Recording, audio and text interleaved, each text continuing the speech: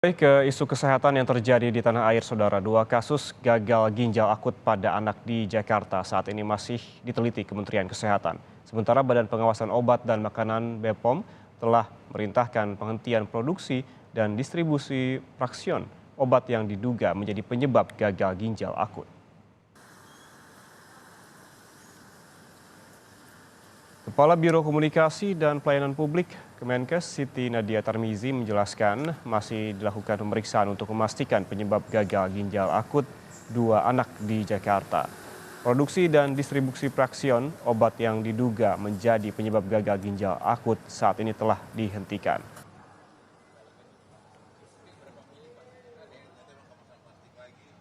Dua kasus tersebut, satu kasus anak usia di bawah 1 tahun yang kita ketahui dari hasil pemeriksaan ditemukan DEG, tetapi kita masih membutuhkan pemeriksaan lainnya untuk kepastian.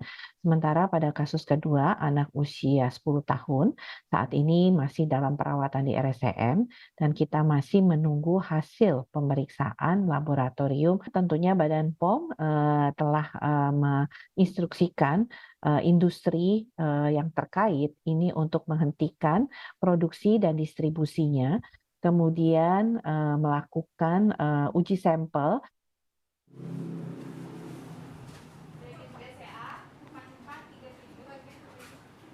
Sementara pada Rabu kemarin, BPOM telah mengumumkan hasil pengujian obat fraksion yang sempat diduga menjadi penyebab munculnya kasus gagal ginjal akut baru pada awal Februari. Dari 7 sampel yang diuji, BPOM mengungkapkan bahwa obat fraksion aman dan dapat diedarkan kembali dan dikonsumsi sesuai dosis dan anjuran pakai.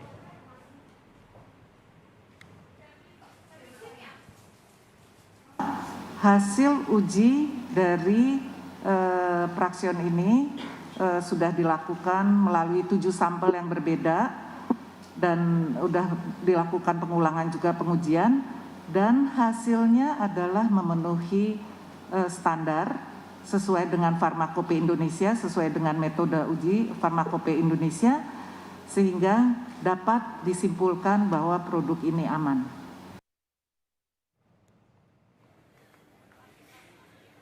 Sementara itu, Ketua Yayasan Lembaga Konsumen Indonesia atau YLKI, Tulus Abadi, menduga adanya kasus pemalsuan racikan obat sirop sehingga menimbulkan kembali kasus gagal ginjal akut di Jakarta pada awal Februari lalu.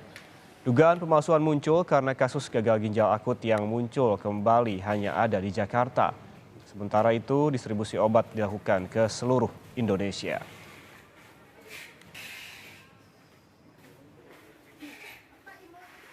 Artinya selama ini memang bisa jadi karena pengawasan yang kurang intensif sehingga terjadi penyimpangan-penyimpangan itu di lapangan. Atau juga ini bisa karena adanya pemalsuan, ya. Karena apa? Karena yang terjadi kenapa hanya muncul di Jakarta saja kasusnya. Karena kalau kita lihat satu produk dari fraksion ini kan sudah beredar di seluruh Indonesia. Nah, logikanya kan mestinya yang menjadi korban itu adalah juga tidak hanya terfokus di kasus Jakarta.